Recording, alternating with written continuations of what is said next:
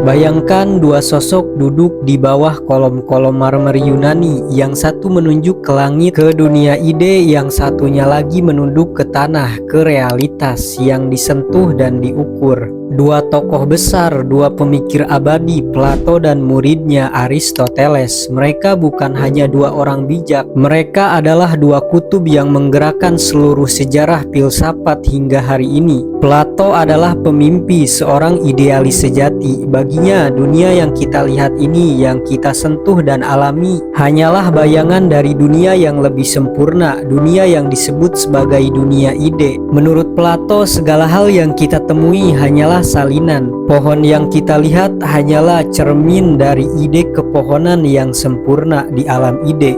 Meja yang kita pakai adalah tiruan dari meja yang ideal. Bahkan manusia hanyalah pantulan dari jiwa yang berasal dari dunia yang lebih tinggi. Dan bagi Plato, pengetahuan sejati bukan datang dari pengalaman, tapi dari mengingat kembali bentuk-bentuk ideal yang pernah dilihat jiwa kita sebelum terjebak dalam tubuh ini.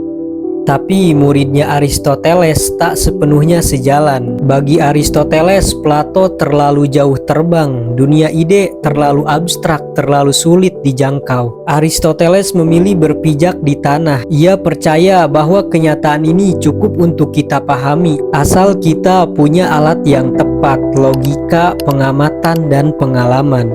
Dia percaya bahwa hakikat sebuah benda bukan berada di dunia lain, tapi di dalam benda itu sendiri. Misalnya, bukan karena ada ide kuda yang sempurna, makanya ada kuda di dunia. Tapi karena kuda itu sendiri punya sifat-sifat yang membuatnya kuda. Kita tak perlu meminjam dunia lain untuk memahami kenyataan ini. Dan disinilah pertempuran pemikiran terjadi.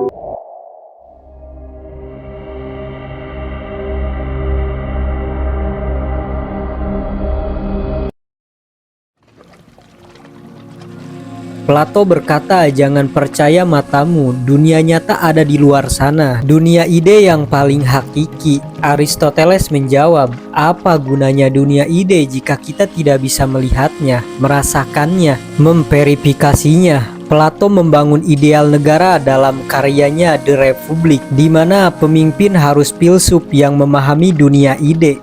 Aristoteles membalas dengan Politics, karya yang membumi, mengkaji negara dari yang nyata, dari kebiasaan, budaya, dan praktik masyarakat. Plato adalah arsitek impian, Aristoteles adalah insinyur realitas. Dan keduanya tetap abadi di ruang kelas, di debat politik, di laboratorium, bahkan di dalam kepala kita.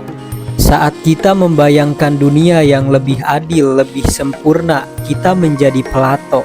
Dan ketika kita mencoba mengubah dunia ini dengan metode, data, dan langkah nyata, kita menjadi Aristoteles.